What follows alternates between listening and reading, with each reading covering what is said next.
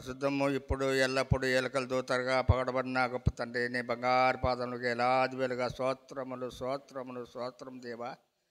దేవా, మేము పాపలము, చెడిపోయిన వారము, దౌర్భాగ్యలము, నీచులము, పాపం చేసిన వారం దేవా. మా పాపాలు పోవాలంటే నీ బంగారు హస్తముంటి స్వస్థపడుతున్నాయన నీ రక్తంతో కడి శుద్ధిపడి దేవా. దయామయుడ, కరుణామయుడ, కృపగల దేవా, ప్రేమగల తండ్రి, అవకాశం ఇచ్చిన అయ్యగారికి అమ్మగారికి నాకు వందనాలయ్యా. వాళ్ళకి మంచి బలము, మంచి శక్తిని, ఆరోగ్యం దయచేస్తామని ప్రభు క్రీస్తునామం పేట వేడుకున్నాం తండ్రి, ఆమేన్. క్రీస్తునందు ప్రేమైన దేవుని బిడలారా, పరిశుద్ధ గ్రంథములో నుండి కీర్తనల గ్రంథము 150వ కీర్తన ఉత్తర పద భాగముగా మనము చదువుకుందాం. కీర్తనల గ్రంథము 150వ కీర్తన. మన మధ్యలో ఉన్న రాజరత్నం గారు ఒక వచనాన్ని, యవనస్తుడు మన ఒక వచనాన్ని చదువుకుందాం. ఉత్తర పత్తుత్తర భాగముగా చివరి వచనం అందరము కలిసి చదువుకుందాం.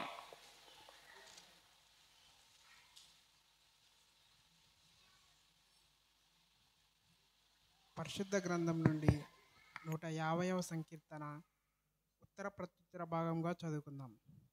యెహోవాను స్తుతించుడి, ఆయన పరిశుద్ధాలయమునందు దేవుని స్తుతించుడి. ఆయన బలమును ప్రసిద్ధి చేయు ఆకాశ విశాలమందు ఆయనను స్తుతించుడి. ఆయన పరాక్రమ కార్యమును బట్టి ఆయనను స్తుతించుడి. ఆయన మహాప్రభావమును బట్టి ఆయనను స్తుతించుడి. బూరధ్వనితో ఆయనను స్తుతించుడి. స్వరమండలముతోనూ సితారతోనూ ఆయనను స్తుతించుడి. తంబురతోనూ నాట్యముతోనూ ఆయనను స్తుతించుడి. తంతి వాద్యములతోనూ పిల్లన గ్రోవితోనూ ఆయనను స్తుతించుడి. మ్రోగు తాళములతో ఆయనను స్తుతించుడి. గంభీర ధ్వని గల తాళములతో ఆయనను స్తుతించుడి. సకల ప్రాణులు యెహోవాను స్తుతించుదురుగాక. యెహోవాను స్తుతించుడి. దేవుడిచ్చిన వాక్యాన్ని దీవించును గాక. ప్రార్థించుకుందాం. అందరము తలలు వంచి ఉండగా ప్రార్థన మన మధ్యలో ఉన్న పుష్పమ్మ గారు ప్రార్థన నడిపిస్తారు.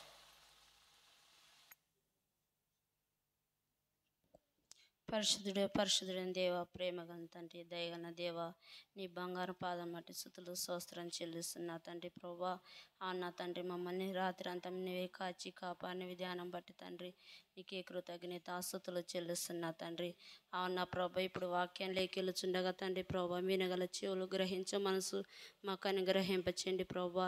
ఎందరైతే నీ మందిరానికి రాక వెనకబడుచున్నారు నా తండ్రి, ప్రతి బిడ్డను దీవించిన ఆశ్రయించిన తండ్రి ప్రభా, రాని వారిని కూడా దీవించిన ఆశ్రయించిన తండ్రి, నీ శిల శక్తిని ప్రసాదింపచేసిన తండ్రి, వాక్యానుసారంగా జీవించే భాగ్యం దయచేయమని యేసు పరిశుద్ధ నామములో ప్రార్థించి అడిగి వేడుకొంచున్నాం మా తండ్రి, ఆమేన్. ఈ సమయములో ప్రత్యేకమైన పాట స్త్రీలలో నుండి ఈ వారం ఉన్నది గనక ప్రత్యేకమైన పాట మన మధ్యలో ఉన్న వైశాలి గారు ఓ పాట పాడి వినిపిస్తారు. పల్లవి మొదటి వచనం చివరి వచనం పాడుతూ ప్రభువును స్తుతించాలని ప్రభు నామమున తెలియచేస్తూ ఉన్నాం.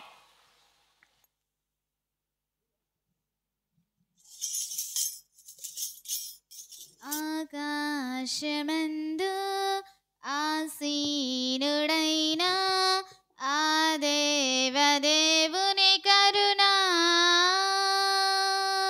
నీవు పొందకుండా తప్పిపోదువేమో, చేదైన వేరు మనచినందున శుద్ధమైన అంతరంగ స్వభావమును కోరునదే పరలోకపు తండ్రి యొక్క శిక్షణ. పరిశుద్ధత లేకుండా ప్రభుని చూడలేమన్నది మారిపోదు నిత్యమైన నిబంధన. ఆకాశమందు ఆసీనుడైన ఆ దేవదేవుని కరుణా నీవు పొందకుండా తప్పిపోదువేమో, చేదైన వేరు మనచినందున నిత్య జీవమునకు పోవు మార్గ అపవిత్రులు పోకూడని మార్గము పరలోకమందు నీకు ప్రవేశము పరిశుద్ధత లేకుంటే అసాధ్యము నిత్య జీవమునకు పోవు మార్గము అపవిత్రులు పోకూడని మార్గము పరలోకమందు నీకు ప్రవేశము పరిశుద్ధత లేకుంటే అసాధ్యము క్రీస్తునందు వెలుగై ఉండాలి మీరు చీకటిలో నడుచువారు ఆయన పిల్లలు కారు క్రీస్తునందు వెలుగై ఉండాలి మీరు చీకటిలో నడుచువారు ఆయన పిల్లలు కారు దుష్ట మార్గములను విడిచి నీతి మార్గములలో నడుచుకొను వారే క్రీస్తు సంబంధులు మోసపోయి తమను తాము పడుచుకున్న వారంతా విశ్వాసము కోల్పోయిన భ్రష్టులు ఆకాశమందు ఆసీనుడైన ఆ దేవదేవుని కరుణ నీవు పొందకుండా తప్పిపోదువేమో చేదైన వేరు మనచినందున పాపమంటే ప్రభు యేసుకు అసహ్యము పాపి మార్పు చెందుటయే ఇష్టము మరణపములే కదా పాపము దారిని విరిచినది సిలువ యాగము పాపమంటే ప్రభు యేసుకు అసహ్యము పాపి మార్పు చెందుటయే ఇష్టము మరణపములే కదా పాపము దారిని విరిచినది సిలువ యాగము పౌలునందు ఉన్న ముళ్ళు పాపమే కాదు నీతి కిరీటం పాపికి దక్కేది కాదు పౌలునందు ఉన్న ముళ్ళు పాపమే కాదు నీతి కిరీటం పాపికి దక్కేది కాదు దేవుని మూలముగా పుట్టిన వానిలో ఆ బీజము నిలుచు గనుక పాపమునే చెయ్యరు అపవాది మొదట నుండి పాపాత్ముడు గనుక వాని సంబంధులు పాపాన్ని మానరు ఆకాశమందు ఆసీనుడైన ఆ దేవదేవుని కరుణ నీవు పొందకుండా తప్పిపోదువేమో చేదైన వేరు మనచినందున శుద్ధమైన అంతరంగ స్వభావమును కోరునదే పరలోకపు తండ్రి యొక్క శిక్షణ పరిశుద్ధత లేకుండా ప్రభుని చూడలేమన్నది మారిపోదు నిత్యమైన నిబంధన ఆకాశమందు ఆసీనుడైన ఆ దేవదేవుని కరుణ నీవు పొందకుండా తప్పిపోదువేమో చేదైన వేరు మనచినందున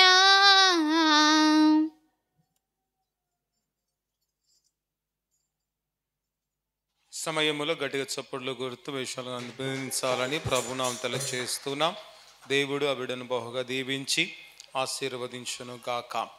క్రీస్తునందు ప్రేమైన దేవుని బిడ్డలారా, ఈ యొక్క ఆరాధన కార్యక్రమానికి ఏర్పాటు చేయబడిన దైవ వాక్యమును మనము చదువుకుందాం. పరిశుద్ధ గ్రంథములో నుండి యాకోబు రాసిన పత్రిక 4వ అధ్యాయము చివరి వచనం అనగా 17వ వచనం మాత్రాన్ని మనము చదువుకుందాం. పరిశుద్ధ గ్రంథములో నుండి నేటి దినానికి నేటి సమయానికి ఏర్పాటు చేయబడిన వాక్య భాగము యాకోబు రాసిన పత్రిక 4వ అధ్యాయము 17వ వచనాన్ని చదువుకుందాం. ఈ యొక్క వాక్య భాగాన్ని మన మధ్యలో ఉన్న రాణి గారు చదివి వినిపిస్తారు.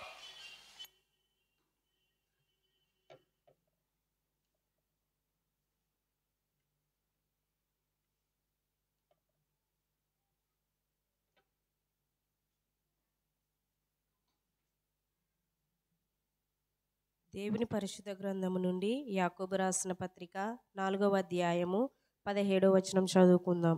కాబట్టి మేలైనది చేయనెరిగియు అలాగూ చేయని వానికి పాపము కలుగును. దేవుడు తన పరిశుద్ధ వాక్యాన్ని దీవించి ఆశీర్వదించునుగాక. ఈ సమయములో అందరము లేచి నిలచి దేవాతి దేవుణ్ణి ఆరాధిద్దాం, దేవాతి దేవుణ్ణి మహిమపర్దాం, దేవాది దేవుణ్ణి మనము స్తుతిద్దాం.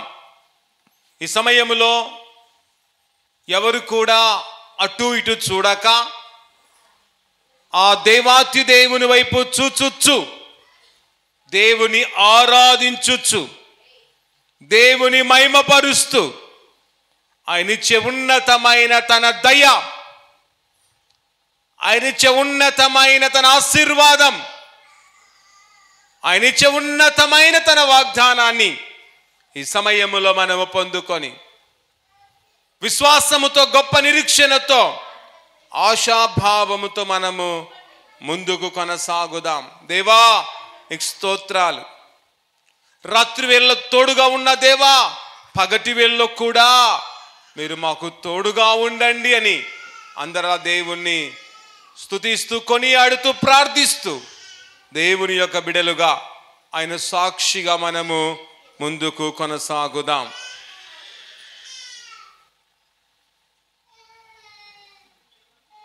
ఆయనే నా సంగీతము, అందరు కలిసి బలమైన కోటయును,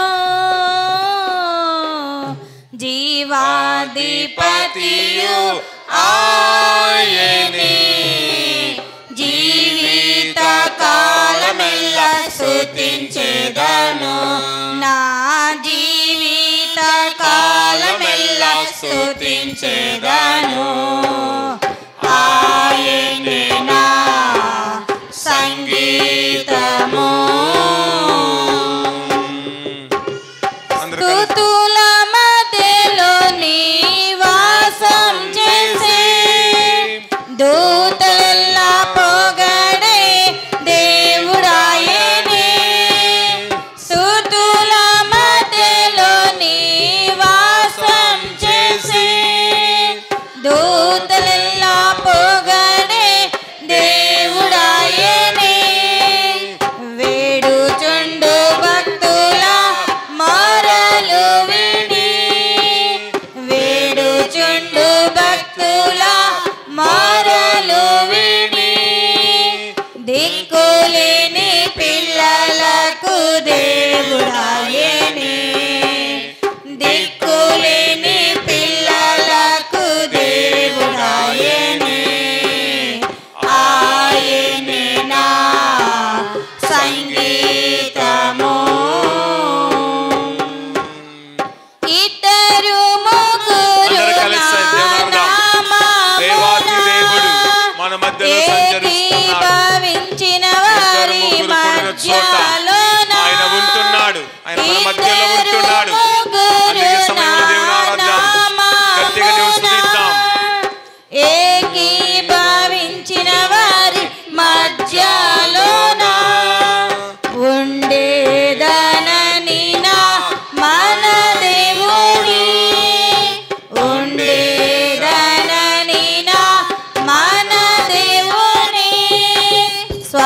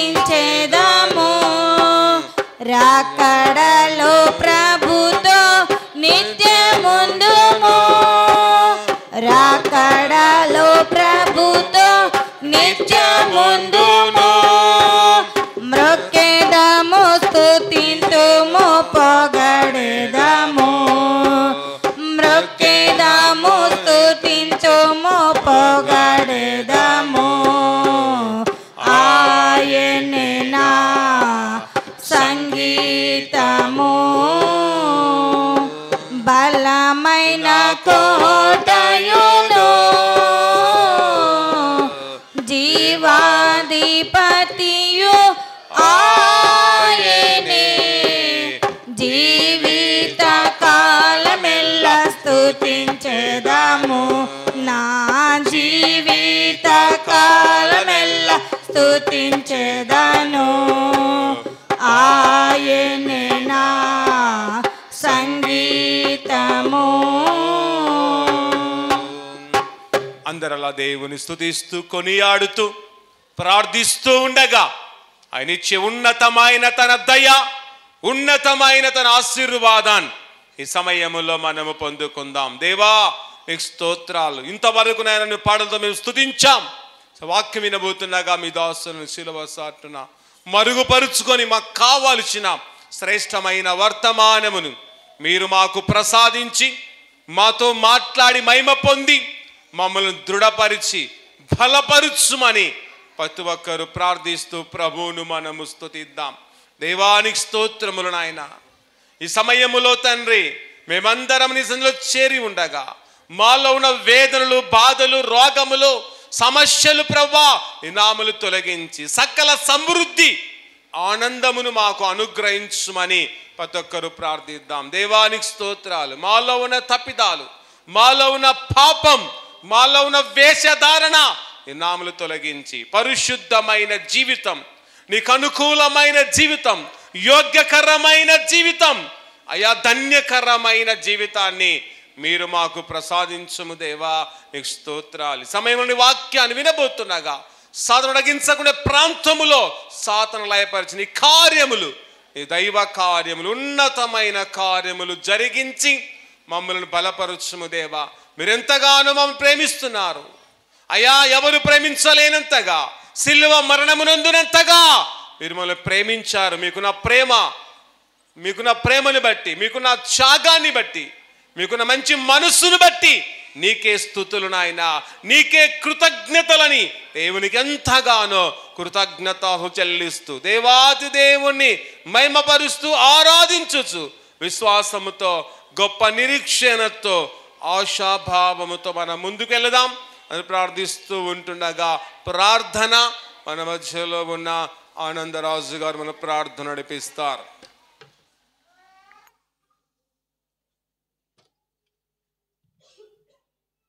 అందరి తల వంచి కళ్ళు మూసుకుని ప్రార్థన చేసుకుందాం. మహాపరిశుద్ధుడమైన మా ప్రియ పరుల గొప్ప తండ్రి, నీ ఘనమైన పాదలకు స్తోత్రాలు చెల్లించుకొనిచున్నాం ప్రభా. అవును తండ్రి, గడిచిన ఆరాధన దినము నుండి ఈ ఆరాధన దినం మొదలుకొని కాచి కాపాడి నీ సజీవ లెక్కలో మమ్మల్ని ఉంచావు ప్రభా. అందు నిమిత్తమై నీకే కృతజ్ఞతాస్తులు స్తోత్రములు చెల్లించుకొనిచున్నాం ప్రభా. అవును తండ్రి, ఇక్కడ వచ్చిన ప్రతి బిడ్డను కూడా దీవించి ఆశీర్వదించమని అడుగుతున్నాం ప్రభా. అయ్యగారు వాక్యంలోకి వెళుతుండగా ఆ వాక్యం చెబుతుండగా నీవే తోడు నీడగా ఉండి ముందుకు నడిపిస్తావని అడుగుతున్నాం ప్రభా. అలాగే ఆ వాక్యము విని ఆ వాక్యానుసారంగా జీవించే భాగ్యాన్ని ప్రతి ఒక్క బిడ్డకు దయచేస్తామని యేసు నామములు అడిగి వేడుకొనుచున్నాము తండ్రి, ఆమేన్. ప్రభు నామమున మీకు అందరికీ తెలియచేస్తూ ఉన్నాం. క్రీస్తునందు ప్రేమైన వారలారా, ఈ యొక్క సమయములో కొద్ది నిమిషాలు దేవుని వాక్యాన్ని మనము ధ్యానించుకుందాం. అంతకంటే ముందు ఈ యొక్క శ్రేష్టమైన సమయం, శ్రేష్టమైన జీవితం, శ్రేష్టమైన దినాన్ని ప్రసాదించిన మన దేవాతి దేవునికి మొట్టమొదటిగా హృదయపూర్వకముగా కృతజ్ఞతాస్తుతులు చెల్లిస్తూ ఉన్నాం. అలాగే ఓపికతో, విశ్వాసముతో, బహునిరీక్షణతో, ఆశాభావముతో ప్రభు యొక్క సన్నిధిలో కూర్చున్న ప్రతి ఒక్కరికి యేసుక్రీస్తు నామమున మీకందరికీ శుభాభివందనాలు తెలియచేస్తూ ఉన్నాం. క్రీస్తునందు ప్రేమైన దైవ జనాంగమా, దయచేసి అందరూ బాగున్నారా? ఓకే. దేవుడు మనందరినీ కూడా బాగుగా ఉంచినందుకు అందును బట్టి ఈ సమయంలో మనమందరం గట్టిగా చప్పట్లు కొడుతూ గట్టిగా ప్రభువును మనము అభినందిద్దాం. ఓకే. క్రీస్తునందు ప్రేమైన వారలారా, నేటి సమయానికి నేటి ఆరాధన కార్యక్రమమునకు ఏర్పాటు చేయబడిన దైవ వాక్యమును చదవగా మనమందరము విన్నాం. అలాగే నేటి సమయానికి నేటి ఆరాధన కార్యక్రమానికి ఏర్పాటు చేయబడిన ధ్యానాంశము, నేటి సమయానికి ఏర్పాటు చేయబడిన ధ్యానాంశము విశ్వాసులు చేయు పాపములు అనే ధ్యానాంశంపై కొద్ది నిమిషాలు దేవుని వాక్యాన్ని మనము ధ్యానించుకుందాం. ఏ అంశంపై మనం ధ్యానించబోతున్నామండి? విశ్వాసులు చేయు పాపములు. గట్టి చెప్పాలి. ఎవరు చేయు పాపాలంట? విశ్వాసులు చేయు పాపములు అనే ధ్యానాంశంపై మనము ధ్యానించబోతూ ఉన్నాం. చూడండి, విశ్వాసులు చేయు పాపములు, విశ్వాసులు చేయు తప్పిదములు, విశ్వాసులు చేయు నేరములేమిటో పరిశుద్ధాత్మ దేవుడు ఈ సమయములో మనకు తెలియజేయబోతూ ఉండగా ప్రతి ఒక్కరూ శ్రద్ధగా వినాలని ప్రభునామమున తెలియచేస్తూ ఉన్నాం. క్రీస్తునందు ప్రేమైన వారలారా, ఈ యొక్క అంశాన్ని మీకు చెప్పిన వెంటనే, ఈ అంశం గురించి మీరు విన్న వెంటనే విశ్వాసులు కూడా పాపం చేస్తారా అనే ప్రశ్న మీలో మొదలవుతూ ఉంది. కనుక విశ్వాసులైన వారు కూడా ఖచ్చితముగా పాపాలు చేస్తూ ఉన్నారు. ఏ పాపము చేస్తూ ఉన్నారో, ఎలాంటి తప్పిదము చేస్తూ ఉన్నారో, ఎలాంటి నేరం వారు చేస్తూ ఉన్నారో పరిశుద్ధాత్మ దేవుడు ఈ దినాన మనతో బహుసూటిగా మాట్లాడబోతూ ఉండగా మనమందరము శ్రద్ధగా వినాలని ప్రభునామను తెలియచేస్తూ ఉన్నాం.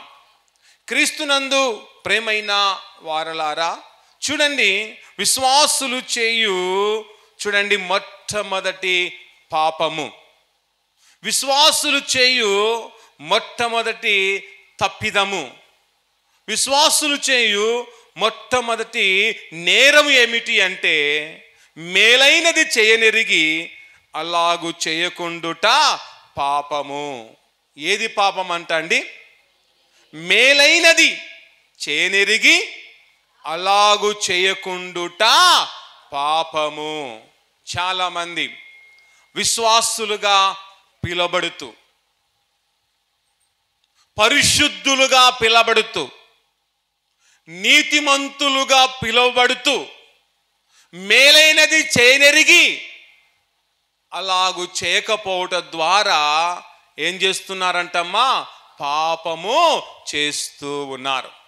కనుక మన జీవితంలో, మన యొక్క విశ్వాస జీవితంలో, మన యొక్క క్రైస్తవ జీవితంలో మనము కూడా మేలైనది చేయనెరిగి అది చేయకపోవటం ద్వారా మనము కూడా పాపము చేస్తూ ఉన్నాం. కనుక పాపము చేస్తూ ఉన్నాము గనక ఈ పాపము చేయకుండా నువ్వు మానుకోవాలి. ఈ పాపము చేయకుండా నీవు జాగ్రత్త పడాలి. కనుక జాగ్రత్త పడాలి అంటే ఖచ్చితంగా నీవు నేను మేలైన చేయనరిగి అనేకులకు మేలు చేస్తే మనము పాపము చేయని వారముగా ఉంటాము. పాపము చేయకుండా పరిశుద్ధులుగా మనము జీవిస్తాము గనుక ఖచ్చితముగా మనము మేలు చేసేవారముగా ఉండాలి. ఇంతవరకు నీ జీవితములో, నీ యొక్క విశ్వాస జీవితములో మేలును చేయనరిగి మేలు చేయకుండా తప్పిదములు చేస్తూ ఉంటే ఈ సమయము నుండి మనము మేలు చేసేవారముగా, ఇతరులకు మనము సహాయము చేసేవారముగా, ఇతరులకు మనము తోడ్పాటు అందించేవారముగా, ఇతరులకు మనము ఆదర్శంగా ఉంటూ మన జీవితాన్ని కొనసాగించే వారముగా ఉండాలని ప్రభునామమున తెలియచేస్తూ ఉన్నాం. అందుకే చదవబడిన వాక్య భాగాన్ని మరొకసారి మనం చదువుకుందాం. చదవండి. కాబట్టి మేలైనది చేయనెరిగియు అలాగు చేయని వానికి పాపము కలుగును. చూడండి, ఎవరికి పాపం కలుగుతుందంట? మేలైనది చేయనెరిగి అలాగు చేయని వానికి ఏం కలుగుతుంది? పాపము అనేది కలుగుతూ ఉంది. కనుక నీ జీవితములో, మన జీవితములో ఒకవేళ పాపం అనేది మనకు కలిగి ఉంటే ఆ పాపమును ఈ దినాన మనము తొలగించుకోవాలి. ఎలా తొలగించుకోవాలి? దేవుని యొక్క సన్నిధికి చేరి, దేవుని యొక్క సహవాసమునకు చేరి మన పాపమును దేవుని ఎదుట ఒప్పుకొని, మన పాపమును దేవుని ఎదుట ఒప్పుకొని విడిచిపెట్టి ఆయన ద్వారా పాపక్షమాపణ, ఆయన ద్వారా మనము సమాధానం, ఆయన ద్వారా విమోచన మనమందరము పొందిన వారముగా ఉండాలి. దైవ గ్రంథములో మనము ఆలోచించినట్లయితే కీర్తనకారుడైన దావీదు పాపము చేసిన తర్వాత అతని యొక్క పాపాన్ని తొలగించుకోవడానికి, అతని పాప క్షమాపణ పొందడానికి దేవుని సంధికి చేరి దేవాది దేవుని నామమున తన పాపమును ఒప్పుకొని పాపాన్ని విడిచిపెట్టిన వాడుగా దైవ గ్రంథములో మనము చూస్తూ ఉన్నాం. చూడండి, వాక్య భాగం చూస్తే కీర్తనల గ్రంథము 25వ కీర్తన 11వ వచనాన్ని ఒక్కసారి మనము చదువుకుందాం. యెహోవా నా పాపము బహు ఘోరమైనది. చూడండి, దేవుని యొక్క సన్నిధిలో అతడు ఒప్పుకుంటూ ఉన్నాడు. ఏమని ఒప్పుకుంటున్నాడు? యెహోవా నా పాపము బహు ఘోరమైనది అని అతడు ఒప్పుకుంటూ ఉన్నాడు. కనుక మనము కూడా ఒకవేళ తెలుసో తెలియక నువ్వు పాపము చేసి ఉంటే, ఒకవేళ అలవాటు ప్రకారంగా నువ్వు పాపం చేస్తూ ఉంటే, ఉద్దేశపూర్వకముగా నువ్వు పాపము జరిగిస్తూ ఉంటే, నీ యొక్క సంతోషం కొరకు పాపాన్ని నువ్వు కొనసాగిస్తూ ఉంటే, ఇతరుల యొక్క సంతోషము కొరకు ఒకవేళ నీ పాపాన్ని సాగిస్తూ ఉంటే, ఇతరుల యొక్క మెప్పు కొరకు పాపమును నువ్వు కొనసాగిస్తూ ఉంటే, ఈ సమయములో అలాంటి పాపాన్ని మానుకొని ఆ పాపాన్ని నువ్వు దేవుని ఎదుట ఒప్పుకోవాలి. కీర్తనకాడు ఒప్పుకుంటున్నట్టుగా మనము కూడా ఖచ్చితముగా ఒప్పుకోవాలి. ఎలా ఒప్పుకుంటున్నాడు అతడంటే, యెహోవా నా పాపము బహుఘోరమైనదని ఒప్పుకుంటున్నాడు. అలాగే మనము కూడా మనం చేసే పాపము అది ఘోరమైన పాపము, ఘోరమైన తప్పిదము గనక మన పాపమును దేవుని ఎదుట ఒప్పుకోవాలి. తర్వాత అంటాడు, నీ నామమును బట్టి దాన్ని క్షమింపుము దేవా. అయ్యా, నీ నామాన్ని బట్టి నా పాపమును క్షమించుము అని దేవుని అడుగుతూ ఉన్నాడు. కనుక ప్రియ సహోదరి, ప్రియ సహోదరుడా, నువ్వు చేసిన పాపాన్ని నువ్వు దేవుని ఎదుట ఒప్పుకోవాలి. దేవుని అడగాలి, దేవా నీ నామమును బట్టి అయ్యా నా పాపమును క్షమించుము, నీ నామమును బట్టి నా పాపాన్ని తొలగించు అని అడిగితే చాలు, నా పాపాన్ని తొలగించి ఆయన పరిశుద్ధులుగా మారుస్తూ ఉండగా, పరిశుద్ధులముగా మారి పవిత్రులముగా మారి పరిశుద్ధుడైన దేవుణ్ణి అనుసరించుచు, పరిశుద్ధుడైన దేవుణ్ణి వెంబడించుచు మేలుకరమైన వారముగా జీవించాలి. యేసు ప్రభుల వారు ఈ లోకములో జీవించినంత కాలం అనేకులకు ఆయన మేలు చేసిన వాడుగా ఉన్నాడు. ఆయన మేలు చేయనెరిగి అనేకులకు ఆయన మేలును చేసి తన జీవితాన్ని కొనసాగించిన వాడుగా ఉన్నాడు. అలాగే మనము కూడా మన పాపమును విడిచిపెట్టిన తర్వాత, మన పాపములు మనం కడిగి వేసిన తర్వాత అనేకులకు మనం కూడా మేలు చేస్తూ, ప్రభువులాగా మేలు చేస్తూ, ప్రభువులాగా జీవించుచు మన యొక్క జీవిత యాత్రను మనము కొనసాగించే వారముగా ఉండాలి. అలా కొనసాగించలేక నేను నీతిమంతుడను అని గొప్పలు చెప్పుకుంటూ, నేను విశ్వాసినని గొప్పలు చెప్పుకుంటూ, ఒకవేళ నీ పాపాన్ని కొనసాగిస్తూ ఉంటే ఈ దినమున మానుకొని దేవునిలో మనము స్థిరమైన వారముగా నిలబడాలని ప్రభునామను తెలియచేస్తూ ఉన్నాం. తర్వాత చూడండి, రెండవ విషయం చూద్దాం. విశ్వాసులు చేయు రెండవ పాపం ఏమిటంటే విశ్వాస మూలము కానిది చేయుట పాపము. ఏది పాపం అంట? విశ్వాస మూలము కాని దానిని చేయుట పాపము. విశ్వాసులమే, మనము కాదనడం లేదు, అందరూ కూడా విశ్వాసులే. అందరూ కూడా దేవుని యందు భయభక్తులు గలవారే. అందరము కూడా దేవుని యందు నమ్మకస్తులమే.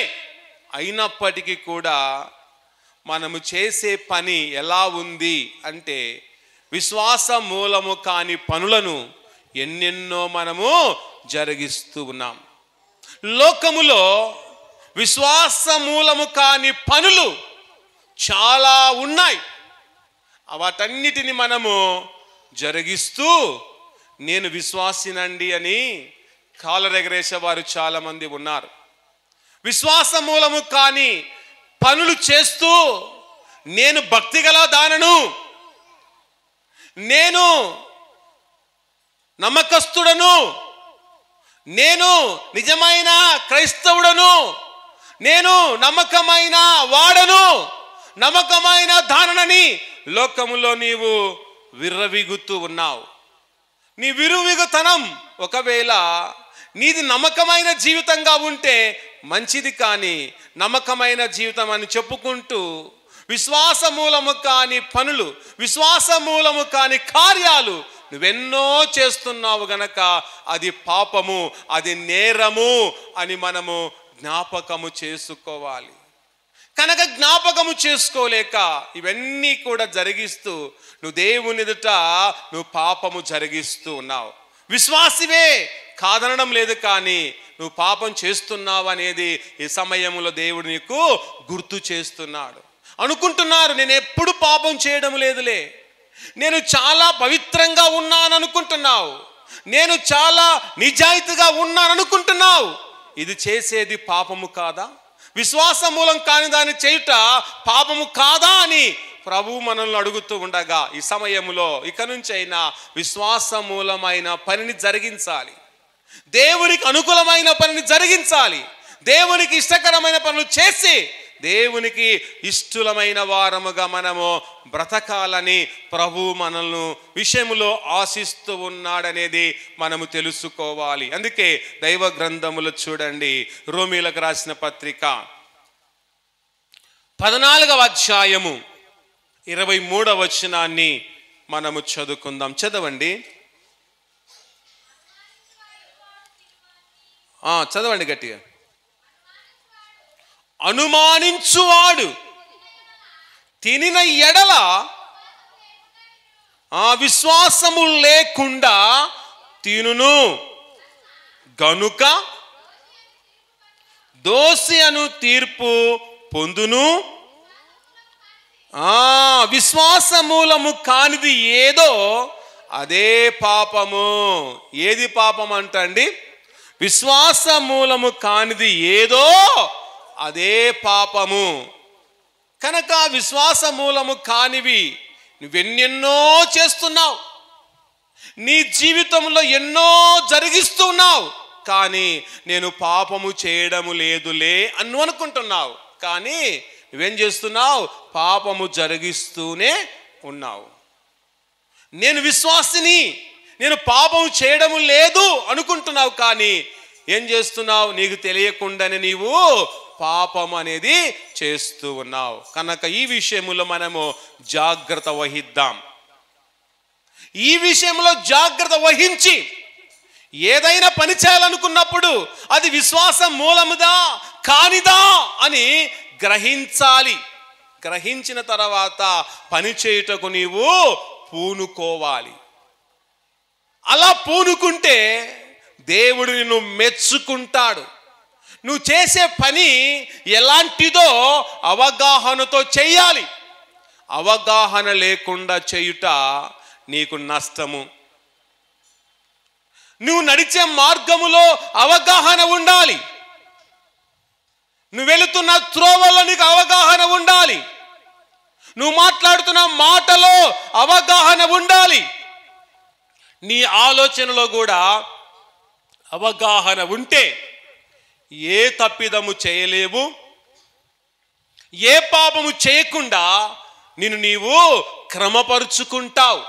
నీలో అవగాహన లేకపోతే, నువ్వు చేసే పని విషయంలో నీకు ఆలోచన సరిలేకపోతే, నువ్వు చేసే పని ఏమిటో గుర్తించకపోతే నువ్వు ఖచ్చితంగా పాపములో పడిపోతావు, పాపములోనే మగ్గిపోతావు, పాపములోనే మరణానికి పాత్రుడవుతామని జ్ఞాపకము చేసుకొని, ఇంతవరకు తెలుసో తెలియక విశ్వాసులమని చెప్పుకుంటున్న నీవు విశ్వాస మూలము కాని పనులు కార్యములు జరిగిస్తుంటే మానుకొని పరిశుద్ధులుగా దేవుని ఎదుట కనబడి మన పరిశుద్ధ జీవితాన్ని మన యేసయ్యకు అప్పగించుకొని, మన క్రియలను ఆయనకు అప్పగించుకొని దేవుని యొక్క బిడగా, ఆయన కుమారుడిగా, ఆయన కుమార్తెగా, ఆయన దాసునిగా, దాసురాలుగా నీవు నేను కొనసాగాలని ప్రభునామమున తెలియచేస్తూ ఉన్నాం. తర్వాత మూడవ విషయం చూడండి, విశ్వాసులు చేసే పాపములు. మూడవ పాపం ఏమిటంటే ఆసక్తితో ఇతరుల నిమిత్తము ప్రార్థన చేయకపోవుట పాపము. విశ్వాసులమే కాదని ఎవరు చెప్పడం లేదు, కానీ ఇతరుల కొరకు నువ్వు ఆసక్తితో ప్రార్థన చేస్తున్నావా? చేయడం లేదు. మన కొరకు మాత్రమే ఆసక్తితో ప్రార్థన చేసుకుంటాం. మన కుటుంబం కొరకైతే ఆసక్తితో ప్రార్థన చేసుకుంటాం. మన బంధువుల కొరకైతే ఆసక్తితో ప్రార్థన చేసుకుంటాం. అలాగే మన రక్త సంబంధికుల కొరకైతే ఆసక్తితో ప్రార్థన చేసుకుంటాం. కానీ ఇతరుల నిమిత్తం మనము ఆసక్తితో ప్రార్థన చేయలేకపోతున్నాం. ఇతరుల నిమిత్తము ప్రార్థన చేయకపోవుట చెప్పండమ్మా, పాపమా మంచిదా? పాపమే. నువ్వు గ్రహించలేకపోతున్నావు. ఎన్నో రోజులు నువ్వు విశ్వాసివే, నువ్వు పుట్టినదల నుంచి నువ్వు విశ్వాసివే, నువ్వు విశ్వాసివే, మీ తాతలు విశ్వాసం గలవారే, నీ ముత్తాతలు విశ్వాసం గలవారే, కానీ ఈ పాపం అనేది తరతరాలుగా అందరూ చేస్తూనే ఉన్నారు. తరతరాలు గడిచిపోతున్నాయి, పాపము చేస్తూనే ఉన్నారు. కానీ చూడడానికేమో మేము ఎక్కడ పాపము చేయడం లేదు, మాలో ఎక్కడ తప్పిదము లేదు, మా అవయవాల్లో ఎక్కడ చూసినా ఏ నేరము లేదు అని సమాజంలో మనం పూజిస్తూ ఫోకస్గా మనము జీవిస్తున్నాం. ఇతరుల కొరకు ప్రార్థన చేయకపోవడం పాపము కాదంటారా? పాపమే. మనం అనుకుంటాం పాపం అంటే ఏదో ఘోరమైన నేరం చేయడంలే పాపం అనుకుంటున్నావు. పాపం అంటే ఒక స్త్రీని కూడడమే పాపం అనుకుంటున్నావు. పాపం అంటే ఒక పురుషుని కూడడమే పాపం కదా. ఇవన్నీ నేను చేయడం లేదు కనుక నేను చాలా పరిశుద్ధుడను, నేను చాలా పరిశుద్ధురాలని చెప్పుకుంటున్నావు. అది మాత్రమే పాపము కాదు. కానీ ఇది కూడా ఘోరమైన పాపమే. ఏ పాపం అంటే నీవు నీ ఇరుగు పొరుగు వారి గురించి ప్రార్థన చేయకపోవుట పాపమే అని జ్ఞాపకం చేసుకొని, విశ్వాసిగా పిలబడుతున్న నీవు ఈ దినము నుండి మన విశ్వాసంని పరీక్షించుకోవాలి. ఈ దినము నుండి మన విశ్వాస శైలిని మార్చుకోవాలి. ఈ దినము నుండి మనలో ఉన్న పాపాన్ని తొలగించుకొని పరిశుద్ధమైన వారముగా జీవించుచు ప్రభువునకు మనము ప్రార్థన చేసే వారముగా ఉండాలి.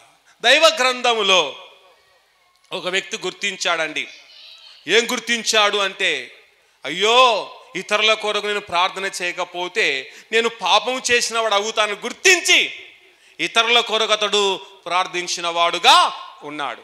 అలాగే మనం కూడా గుర్తించాలి. గుర్తించి మనం కూడా ఖచ్చితంగా ఇతరుల కొరకు మనము దేవునికి మొరపెట్టు వారముగా ఉండాలి. అందుకే దైవ గ్రంథములో చూడండి, మొదటి సమూయేలు గ్రంథము 12వ అధ్యాయము 23వ వచనాన్ని గమనిస్తే అక్కడ చూడండి, సమూయేలు ప్రార్థిస్తూ ఉన్నాడు. ఏమని ప్రార్థిస్తున్నాడో ఒకసారి చదువుకుందాం. చదవండి. నా మట్టుకు నేను మీ నిమిత్తము ప్రార్థన చేయకపోవుట వలన యెహోవాకు విరోధముగా పాపము చేసిన వడగుదును.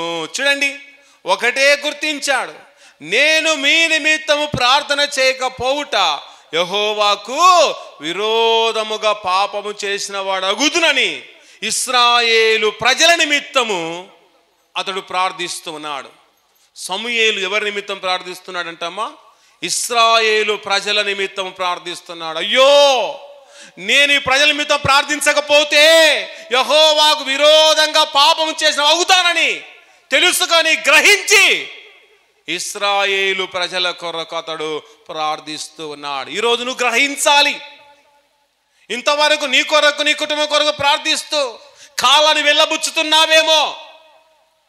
నీ కుటుంబం క్షేమం కొరకు ప్రార్థిస్తూ నేను సంతోషంగా ఉన్నానులే, నేను పరిశుద్ధుడిగా ఉన్నానులే, ఏ పాపము నాలో లేదులే అనుకుంటున్నావు. కానీ ఇతరుల కొరకు ప్రార్థన చేయకపోవటము ఘోరమైన తప్పిదము, ఘోరమైన ఇబ్బంది అని జ్ఞాపకం చేసుకొని ఈ రోజు నుండి మనము మన ఇరుగు పొరుగు వారి కొరకు, మన దేశం కొరకు, మన సంఘము కొరకు, మన సంఘ క్షేమాభివృద్ధి కొరకు, మన ప్రజలందరి కొరకు ఎంతగానో మనము ప్రార్థించే వ్యక్తులుగా ఉంటే ఇక నుండి నీలో ఉన్న పాపం పారిపోతూ ఉంది. ఇతరుల కొరకు ప్రార్థిస్తే ఇంతవరకు చేసిన ఆ యొక్క పాపం వెడలిపోతుంది అని జ్ఞాపకం చేసుకొని మనమందరము ప్రార్థించడము ఎంతో అవసరమై ఉన్నది. కనుక ప్రియ విశ్వాసి, మనమందరము విశ్వాసులమే కానీ పిశాసులము కాకూడదు. ఏం కాకూడదమ్మా? విశ్వాసిగా ఉండాలి కానీ పిశాసులుగా మనము మారిపోవద్దు. చాలామంది విశ్వాసులమని చెప్పుకుంటూ పిశాసులుగా మారిపోయి అలాగే పిశాసుల్లాగా కొట్లాడేవారు సమాజంలో చాలామంది ఉన్నారు. గొడవ వచ్చిందంటే పిశాసుల్లాగా చూడండి తలలు కొట్టుకొని కొట్టుకునే వారు చాలామంది ఉన్నారు. అలాంటి వారం కాకుండా విశ్వాసులంటే మాదిరిగా ఉండాలి. విశ్వాసులంటే మంచి సాక్ష్యం కలిగి ఉండాలి. విశ్వాసులంటే వారి మాట తీరు సరిగా ఉండాలి. విశ్వాసులంటే వీరండి అనే పేరు సంపాదించుకోవాలి. విశ్వాసులంటే వీరండి అనే ఆదర్శంగా మనము జీవించాలి. వీరంది విశ్వాసులండి? పొద్దున్న లేచిన మొదలుకొని గొడవలు పడుతుంటారు. పొద్దున్న లేచిన మొదలుకొని బూతులు పురాణాలు మాట్లాడుతుంటారు. వీరే విశ్వాసులండి? పొద్దున్న లేచిన నుండి రకరకాలైన శాస్త్రాలు చేస్తుంటారు అని అనిపించుకొనకుండా విశ్వాసులంటే ఇలా ఉండాలి, విశ్వాసం అంటే ఇలా ఉండాలి అనే పేరును మనము అనే సాక్ష్యాన్ని ఖచ్చితంగా మనము సంపాదించుకొని ఈ లోకములో బ్రతకడము ఎంతో ఎంతో అవసరమై ఉన్నది. కనుక ప్రియ సహోదరి, ప్రియ విశ్వాసి, ప్రియ కుమారుడా, ఈ దినము నుండి సమూయేలులాగా గుర్తిద్దాం. గుర్తించలేక పాపం చేసి నువ్వు శాపాన్ని కొని తెచ్చుకుంటున్నావు. ఇతరుల కొరకు ప్రార్థన చేయకపోయి నువ్వు శాపాన్ని కొని తెచ్చుకుంటున్నావేమో. ఇక నుంచి ఆ శాపం నుండి విడుదల పొందాలా, ఆ శాపము నుండి నువ్వు విముక్తి పొందాలి. ఆ పాపం నుండి విముక్తి పొందాలంటే నువ్వు ప్రారంభించు ప్రార్థన.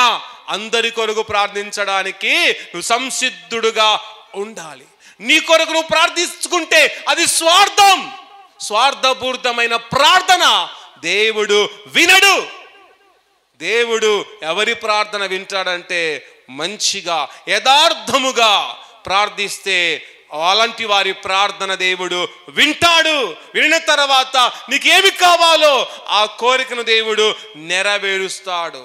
ఇతరుల కొరకు ప్రార్థిస్తుంటే దేవునికి ఏమి కావాలో అన్నిటిని ఆయన సమకూర్చే దేవుడు అని జ్ఞాపకం చేసుకొని ఈ దినము నుండి మన ప్రార్థనలో చాలా మార్పు రావాలి. మన బ్రతుకులో చాలా రెవల్యూషన్ రావాలి. మన జీవితంలో చాలా అలాగే అన్నిటిని మనం మార్చుకొని దేవుని యొక్క నామమును మనము స్మరణ చేసుకుంటూ దేవుని నామాన్ని నిత్యము జ్ఞాపకము చేసుకుంటూ మన విశ్వాస జీవితాన్ని మనము కొనసాగించే వ్యక్తులముగా ఉండాలని ప్రభునామమును తెలియజేస్తూ ఉన్నాం. కనుక దేవాది దేవుడు నీ కొరకు నా కొరకు ఈ లోకానికి వచ్చి మన విషయములో ఎంతో మేలు చేసిన వాడుగా ఉన్నాడు. అలాంటి దేవుని మర్చిపోతే నీ జీవితం అంతా బహు వ్యర్థము అని మనము జ్ఞాపకము చేసుకుని వారముగా ఉండాలి. ఈ సమయంలో ఒక చిన్న ఉదాహరణను మనం జ్ఞాపకం చేసుకుందాం. ఒకానొక ఊరిలో ఒక తండ్రి కుమారుడు ఉన్నాడంట. ఉదయకాలము కాగానే తండ్రి ఏం చేసేవాడంట, బావి దగ్గరికి వెళ్ళి బావి గడ్డ మీద కూర్చొని వేప పుల్లను నోట్లో వేసుకొని పండ్లు తోముతూ ఉంటాడంట. తోముతూ ఉండగా ఆ గ్రామములో ఉన్న వారందరూ కూడా బావి దగ్గరికి రోజు దేని కొరకు వస్తున్నారంట, నీళ్లు చేదుకోవడానికి వస్తూ ఉన్నారు. వారు వస్తూ ఉండగా ఇతడు బావిగడ్డ మీద కూర్చొని రోజు పండ్లు తోముకుంటూ బావిగడ్డ మీదనే ఊస్తూ ఉన్నాడు. ఊస్తూ ఉంటుంటే ఉమ్మి వేస్తూ ఉంటే చూసిన వారందరూ కూడా అనుకున్నారంట, వీడేమి దుర్మార్గుడురా, తాగే మంచినీరు బావి దగ్గర కూర్చొని బావిగడ్డ మీద కూర్చొని బావిగడ్డ మీదనే వీడు ఉమ్మి వేస్తున్నాడు, వీడు చాలా దుర్మార్గుడురా అని గ్రామం అంతా అనుకున్నదంట. ఏమనుకున్నదమ్మా, చాలా దుర్మార్గుడు. ఎందుకంటే తాగే నీరు దగ్గర ఇతడు ఉమ్మి వేస్తున్నాడు, చాలా దుర్మార్గుడు అనుకున్నారంట. ఆ సందర్భంలో కాలం గడిచిపోయింది, రోజులు మారిపోయాయి, సంవత్సరాలు వెళ్ళిపోయాయి. అతడు చివరికి వృద్ధాపదశలోనికి వచ్చాడు. వృద్ధాపదశలోనికి వచ్చిన తర్వాత అతనికి ఒక ఆలోచన వచ్చిందంట, రే గ్రామం అంతా నన్ను చెడ్డోడు అనుకుంటున్నారు, గ్రామం అంతా నేను చాలా పనికిమాలోడు అనుకుంటున్నారు, గ్రామం అంతా నన్ను అందరు దుర్మార్గుడు అనుకుంటున్నారు. కానీ నేను చనిపోయేలేపు నేను మంచివాడు అనిపించుకున్న ఆలోచన వచ్చిందంట. ఏం ఆలోచన వచ్చిందమ్మా, చివరి స్టేజ్లో ఏం ఆలోచన వచ్చింది, మంచివాడు అనిపించుకున్న ఆలోచన వచ్చిందంట. బాగా ఏజ్ ఉన్నప్పుడు, బాగా యవనం ఉన్నప్పుడు అలాగే బావిగడ్డ మీద కూర్చొని ఉమ్మివేసి భయంకరమైన ఘోరమైన పేరును సంపాదించుకున్నాడు. కానీ చివరి స్టేజ్లో ఏం కోరుతున్నాడమ్మా, ఆయనకు మంచి పేరు కావాలంట.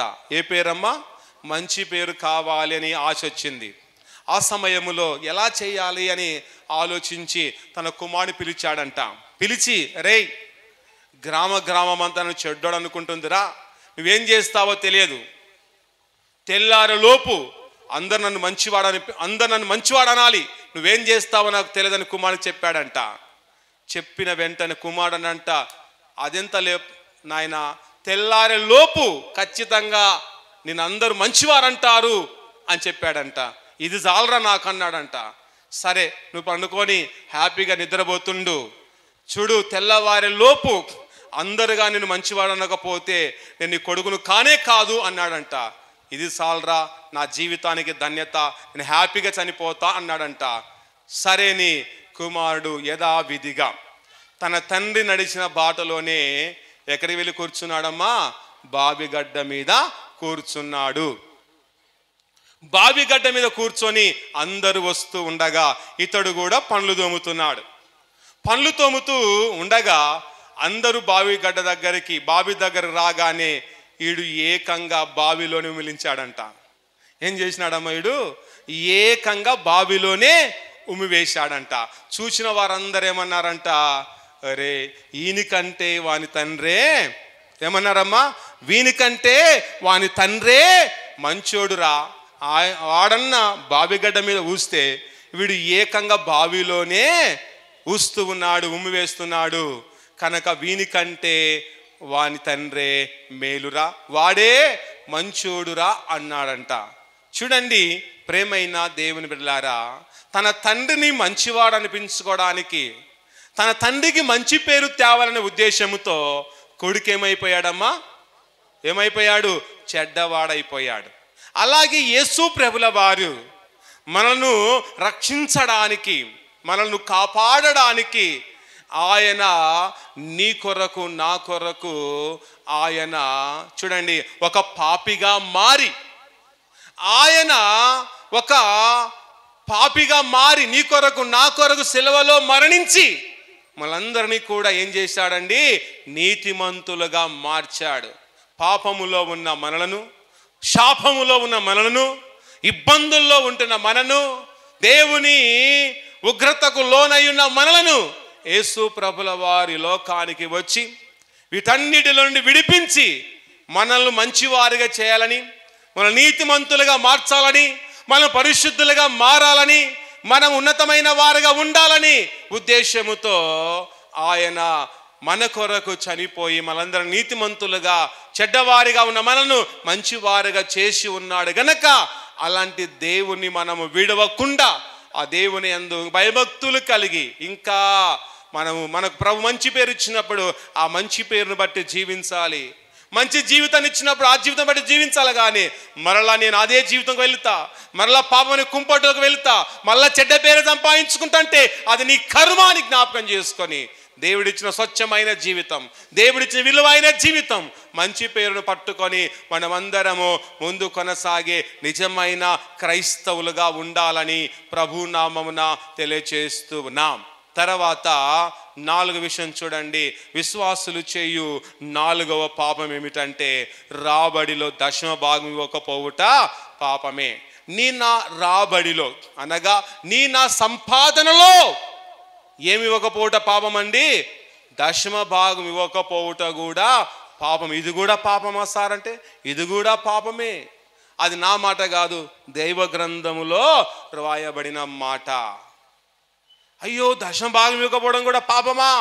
అవు పాపమే, ఖచ్చితంగా అది పాపమే, అది నేరమే, అది ఘోరమైన తప్పిదమే అని దైవ గ్రంథములో మనము చూస్తూ ఉన్నాం. కనుక ఇవన్నీ చేస్తూ పాపాలు నేను చేయడం లేదనుకుంటున్నాడు ప్రతి విశ్వాసి. మనమే కాదు, విశ్వాసాన్ని చెప్పుకుంటున్న ప్రతి వాడు, ప్రతి ఒక్కరు కూడా ఇవన్నీ పాపాలు చేస్తూ నేను చేయడం లేదండి అని కట్టింగులు ఇచ్చుకుంటూ తిరిగేవారు చాలా మంది ఉన్నారు. కనుక ఈరోజు తెలుసుకో, ఇవన్నీ పాపాలే, నువ్వు నిత్యం జరిగించేటివి, ఇవన్నీ జరిగిస్తున్నావు, నేను పాపం చేయడం లేదంటున్నావు, ఇవన్నీ చేస్తున్నావు, అయ్యో నేను నేరం చేయడం లేదంటున్నావు, ఇవన్నీ జరిగిస్తున్నావు, కానీ అయ్యో నేను చేయడం లేదే నీవు అనుకుంటున్నావు. కానీ ఇవన్నీ చేస్తూ పాపాన్ని నువ్వు మూట కట్టుకుంటున్నావు.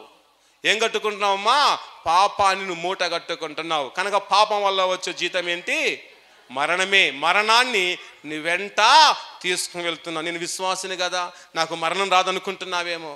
అయ్యో నేను చాలా పరిశుద్ధుడు కదా, నాకు పరలోక రాజ్యం డైరెక్ట్ వెళ్ళిపోతా అనుకుంటున్నావేమో. కానీ ఇలాంటి పాపాలు చేస్తే పరలోకాన్ని కాదు కానీ ఎక్కడికి కూడా నీవు వెళ్ళక నరకాగ్నిలోకి నీవు వెళ్ళిపోతావు అని జ్ఞాపకము చేసుకుని వారముగా ఉండాలి. అందుకే నీ నా రాబడిలో ఖచ్చితంగా దేవునికి దశమ భాగం ఇవ్వడము నేర్చుకోవాలని మనమందరము తెలుసుకోవాలి. అందుకే దైవ గ్రంథములో చూడండి, మలాకి గ్రంథము 3వ అధ్యాయము 8వ వచనం నుండి మనం చదువుకుందాం.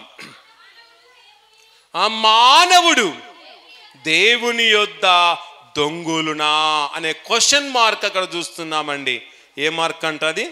క్వశ్చన్ మార్క్ చూస్తున్నాం. మానవుడు దేవుని యొద్ద దొంగులునా. ఎంత విచిత్రం అండి. దొంగులునా అంటే దొంగులుతూనే ఉన్నారు.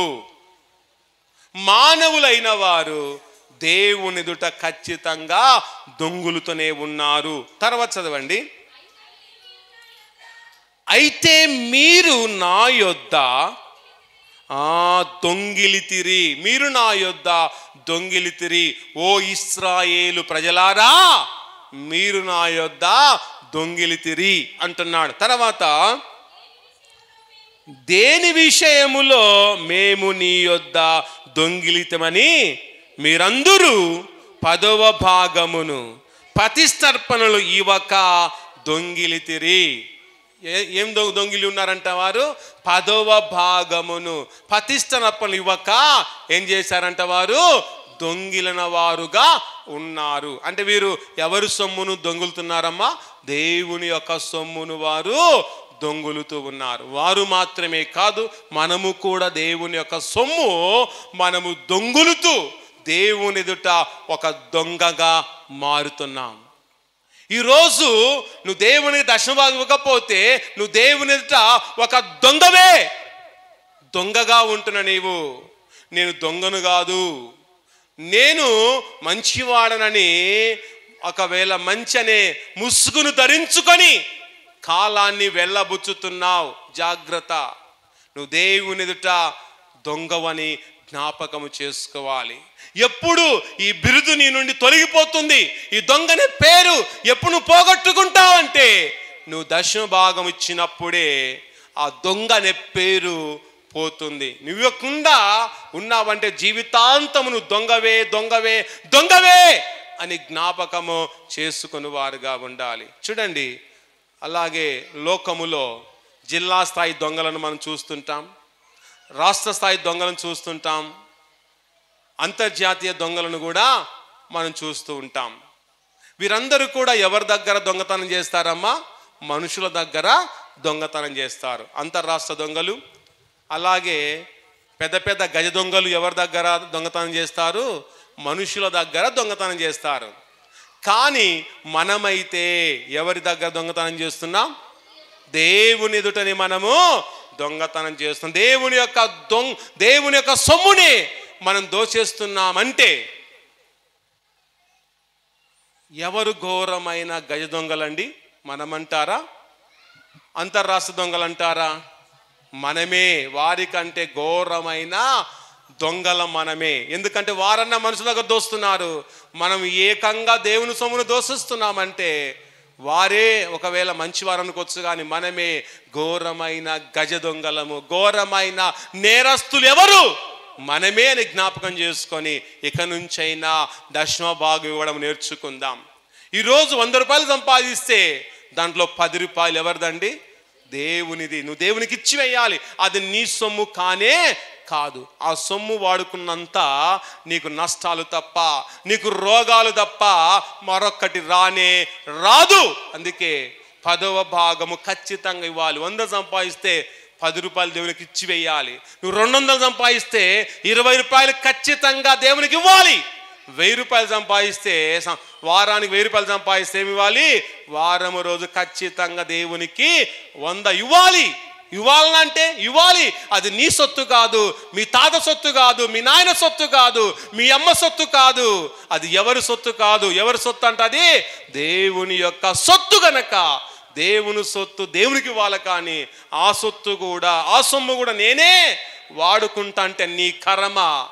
రాబోతూ ఉంది శాపము, రాబోతూ ఉంది నీ జీవితంలోనికి తీవ్రమైన నష్టం అని జ్ఞాపకం చేసుకొని ఈ రోజు నుండి మార్పు చెందుదాం. నువ్వెంత సంపాదించినా దాంట్లో ఖచ్చితంగా దశమ భాగము తీయడం నేర్చుకుంటే చాలు. నువ్వెంతగా ఆశీర్వదించబడతావో, ఎంతగా దీవించబడతావో కింది వచ్చిన భాగములో మనం చూస్తున్నాం. చదవండి, గట్టి చదవండి.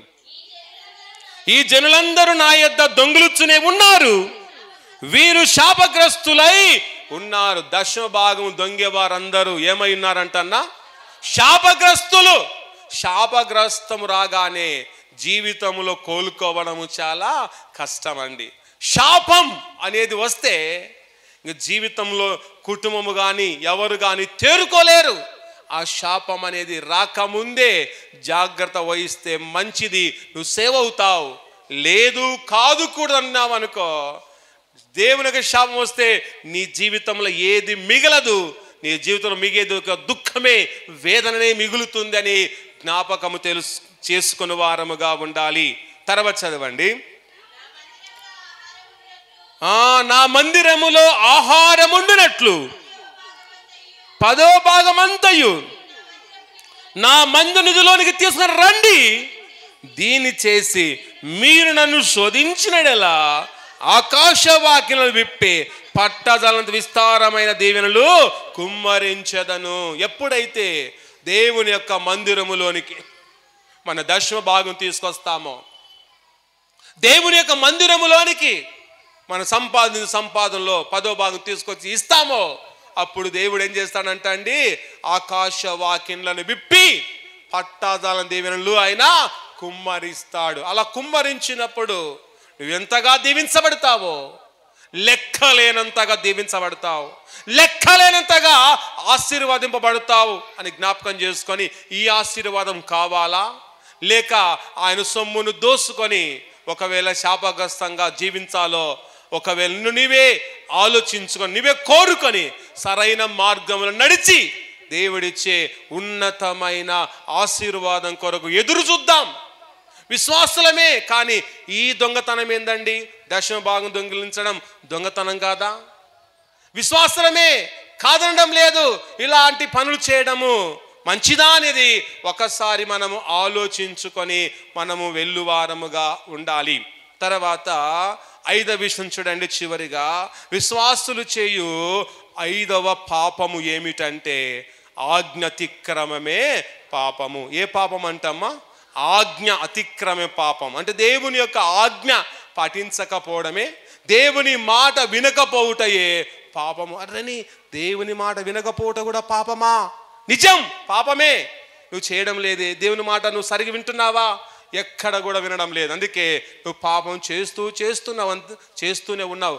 ఏమంటే విశ్వాసం అనే ఒక ముసుగును ధరించుకున్నావు, కానీ లోపల జరిగించేదివన్నీ అవిశ్వాసమైన పనులే. విశ్వాసం అనే ముసుగులో నువ్వేం చేస్తున్నావంటే ఇవన్నీ చేస్తున్నావు, కానీ చూడడానికేమో ముసుగు ధరించుకొని అలాగే నేను చాలా నమ్మకమైన వాడను, నేను చాలా నమ్మకమైన దాసురాలని నువ్వు జీవిస్తున్నావు. కానీ నీలోగాను తొంగి చూస్తే ఇవన్నీ కూడా నీ జీవితంలో ఉన్నాయి.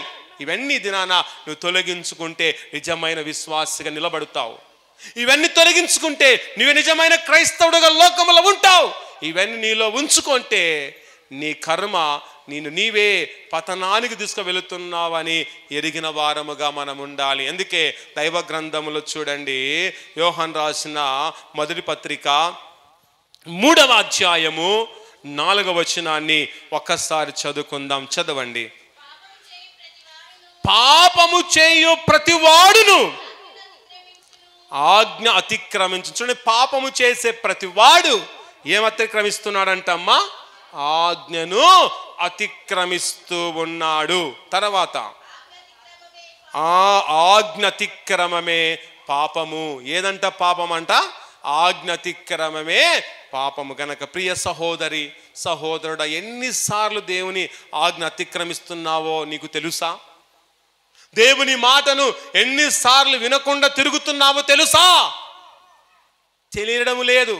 వినకుండా తిరిగిన అన్నిసార్లు నువ్వు పాపం చేస్తూ నువ్వు దేవుని గాయపరుస్తూనే ఉన్నావు. నువ్వు చేసే ప్రతి పాపం వలన దేవుని నువ్వు ఎంతగానో గాయపరుస్తూనే ఉన్నావు. నువ్వు చేసే పాపం వలన దేవుని ఎంతగానో బాధ పెడుతున్నావో, నువ్వు చేసే పాపం వలన దేవుడు ఎంత అవమాన పాలవుతున్నాడో ఒక్కసారి ఆలోచించాలి. ఎందుకంటే విశ్వాసాన్ని ముసుగు చేసుకున్నావు కనుక చూసేవారు ఏమంటారంటే వీరు విశ్వాసాన్ని చెప్పుకుంటూ ఇలాంటి పాపం చేస్తున్నారు ఏంటని అన్నప్పుడు ఎవరికి అవమానం అండి? ఎవరికి అవమానము? దేవునికి అవమానం. చెప్పాలి, ఎవరికి అవమానం? దేవునికి అవమానం. అలా అవమానం తెచ్చుట కంటే నీ బ్రతుకును మార్చుకోవడం మంచిది. ఎన్ని రోజులు అవమానం తెస్తావు దేవునికి? ఎన్ని రోజులు అపకీర్తి తెస్తావు? నీ విషయం ఎన్ని రోజులు బాధపడాలి? ఒక్కసారి నీ కొరకు నా కొరకు సిలువలో మరణించాడు, కానీ నిత్యం ఆయనను సిలువకు అప్పగిస్తూనే ఉన్నాము. నిత్యం ఆయనను వేదన గురి చేస్తున్నావంటే నువ్వు ఇంతకు విశ్వాసివా లేక పిశాచివా? ఒకసారి ఆలోచించుకొని ఒక్కసారైనా మన జీవితంలో దేవుని ఆనందపరుద్దాం. నువ్వు దేవుని ఆనందపరచకపోతే నువ్వు బ్రతికి ఉన్నా వ్యర్థమే. దేవుని సంతోష పెట్టకపోతే నువ్వు జీవిస్తూ ఉన్నా నువ్వు చచ్చిన శవము లాంటి వాడవేని జ్ఞాపకము చేసుకొని ఈ రోజు నుండి మార్పు చెందేవారుగా ఉందాం. విశ్వాసం అనే పేరు పట్టుకున్నావు, ఆ పేరుకు తగినట్టుగా నువ్వు జీవించడం లేదు. ఒక్కసారి ఆలోచించుకొని ఆ పేరుకు తగినట్టుగా, ఆ విధానానికి తగినట్టుగా, అదే తత్వం కలిగి జీవించే వారముగా మనము ఉండాలని ప్రభునామమున మీకు తెలియచేస్తూ ఉన్నాం. కనుక నీ జీవితంలో నా జీవితంలో ఒక్కవేళ ఆజ్ఞ అతిక్రమిస్తూ పాపం చేస్తూ ఉంటే ఈరోజు మనము వాటికి ఫుల్ స్టాప్ చెప్పి దేవుని ఎదుట మనము దేవునికి నమ్మకమైన వారుగా మనము జీవించాలి. ఈ సమయంలో ఒక ప్రశ్న మేము అడుగుతూ ఉన్నాను. కనుక ఈ సమయంలో చూడండి, పాలలాగా ఉండాలనుకుంటున్నారా లేక నీళ్ళలాగా ఉండాలనుకుంటున్నారా? మిమ్మల్ని అడుగుచూ ఉన్నాను. కనుక పాలలాగా ఉండాలనుకున్న వారు చేతులెత్తండి, నీళ్ళలాగా ఉండాలనుకున్న వారు చేతులెత్తండి. ఈ సమయంలో మొట్టమొదటిగా పాలలాగా ఉండాలనుకున్న వారు చేతులెత్తండి. ఎత్తరు. ఎత్తుతే ఏమవుతుందని ఎత్తరు. ఎత్తుతారా? ఎత్తుతే ఏమవుతుందో, ఎత్తకపోతే ఏమవుతుందో ఆలోచనలో పడిపోయి ఉంటారు. ఎవరు ఎత్తారమ్మా?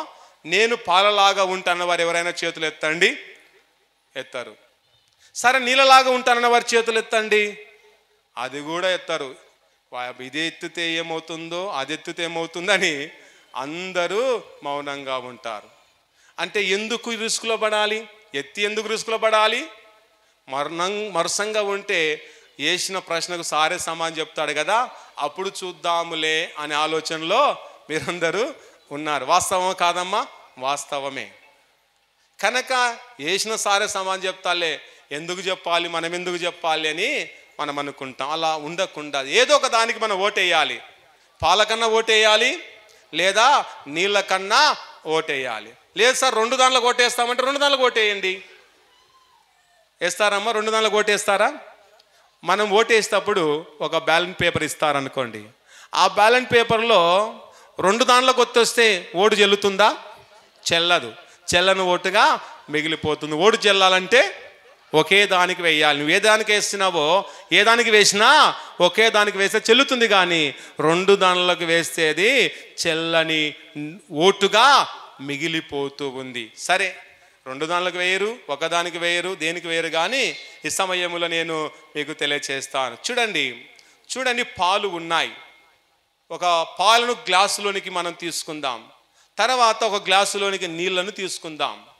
నీళ్లు తీసుకొని పాలలో మనము నీళ్లను పోద్దాం. పోస్తే పాలు కలర్ మారుతుందమ్మా? మారుతుందా? మారదు. పాలలో నీళ్లు పోసిన దాని స్వభావం మారుతుందా? మారదు. పాల స్వభావం పాల స్వభావమే, నీళ్ళ స్వభావము నీళ్ళ స్వభావమే. నీళ్లు పాలలో పోసిన దాని కలరు మారదు, తన యొక్క స్వభావము మారదు. అలాగే చూడండి, ఇదే పాలను తీసుకొని నీళ్ళల్లో పోయండి. నీళ్ళలో పోసిన వెంటనే నీళ్ళు ఏమైపోతాయమ్మా? మారిపోతాయి. మారుతాయా లేదండి? మారిపోతాయి. కనుక ఈ విషయంలో గమనిస్తే చూడండి, పాలు మారవు కానీ నీళ్ళు మారిపోతాయి. కనుక మన జీవితంలో కూడా మన దేవుడు మారని దేవుడుగా ఉన్నాడు. గనక మనము కూడా ప్రభువు నమ్ముకున్న తర్వాత మారకుండా, పాలలో నీళ్లు పోసిన పాలు ఎలాగైతే మారలేదో, ఆ యొక్క స్వభావం ఎలాగైతే మారలేదో, ఈ లోకంలో ఉండగా ఎన్ని శ్రమలు మనకు ఎదురైనా, ఎన్ని కష్టాలు మనకు ఎదురైనా, ఎన్ని వేదనలు ఎదురైనా మనము కూడా పాలలాగా మారకుండా నివసించాలి, కానీ నీళ్ళలాగా మనము మారిపోకూడదు. ఎలా మారిపోకూడదమ్మా? నీళ్ళలాగా మనము మారిపోకూడదు. కనుక ఈ సమయంలో ఇప్పుడు చేతులు ఎత్తమంటే ఎత్తుతారు, ఎందుకంటే ఇప్పుడు పాలలాగా ఉంటాం సార్ అని ఖచ్చితంగా చేతులు ఎత్తారు. ఇప్పుడు ఎత్తండి అమ్మా. ఎలా ఉండాలనుకుంటున్నారు మీరు? చేతులు ఎత్తాల. చేతులు లేవా మీకు? దేవుడిచ్చిన చేతులు. ఇంకా మిగతా వారికి చేతులు లేవమ్మా? లేవా మీకు చేతులు? చాలామందికి ఉన్నాయి. ఎత్తండి అమ్మ చేతులు. పాలలాగా ఉండాలనుకున్న వారందరూ చేతులు ఎత్తండి. ఓకే, అంటే చేతులు ఎత్తని వారందరినీ కూడా నేను ఒకటి అనుకుంటా, ఓహో వీళ్ళు నీళ్ళలాగా ఉండాలనుకుంటున్నారని అనుకుంటా. అదే నాకు కావాల్సింది. నేను అనుకునేది ఏంటంటే చేతులు ఎత్తిన వారందరూ పాలలాగా ఉండాలనుకుంటున్నారు, చేతులు ఎత్తిన వారందరూ ఏమనుకోవాలి? మనము నీళ్ళలాగా ఉండాలనుకుంటున్నారేమో అని నేనైతే అనుకుంటా. మీరు కూడా అలాగే అనుకోండి. అందరి సమయంలో చేతులు ఎత్తలే. పాలలాగా ఉండాలనుకున్న వారు చెప్పండి, చేతులు ఎత్తండి గట్టిగా. ఓకే, అందరు ఎత్తారు. ఎందుకంటే పాలలాగా ఉండాలని. మంచిదే, నిజంగా మనము పాలలాగా ఉండాలి, కానీ నీరులాగా మనం ఉండకుండా మనం ప్రభులాగా జీవించాలి. ప్రభునకు మనమందరము లోబడాలి. దేవుని సన్నిధిలో ఆదర్శవంతులుగా ఉంటూ విశ్వాసులమైన మనము ఇలాంటి వాటిని మనం చేస్తూ అవిశ్వాస కార్యాలు చేస్తూ ఉంటే మానుకొని ఇక నుంచి మన విశ్వాసాన్ని, మన భక్తిని, నమ్మకత్వాన్ని కాపాడుకుంటూ మనం ప్రభునికి అప్పగించుకొని విశ్వాసముతో, ఆశాభావంతో మన జీవితాన్ని మనము కొనసాగించుకుని వారముగా ఉందాం. ప్రార్థించుకుందాం. తలలు వంచండి, ప్రార్థించుకుని దేవుడిచ్చే ఉన్నతమైన తన దయ, ఉన్నతమైన తన కృపను ఈ సమయంలో మనం పొందుకుందాం. అందరూ ప్రార్థిస్తూ ప్రభువును స్తుతిస్తూ ఉంటుండగా ప్రార్థన చేసుకుందాం. అందరూ ప్రార్థిస్తుంటుండగా ప్రార్థన చేసుకొని ప్రభువును మనము ఆరాధిద్దాం. దేవానికి వందనాలు. ఇంతవరకు మీరు మాతో మాట్లాడిన ప్రతి మాట, ప్రతి వాక్కును బట్టి వందనాలు. మీ వాక్య ప్రకారంగా జీవించే మహాభాగ్యమును మీరు మాకు అనుగ్రహించండి అని అందరూ ప్రార్థిస్తూ ఉంటుండగా ప్రార్థన మన మధ్యలో ఉన్న ప్రసంగి గారు ప్రార్థన నడిపిస్తారు.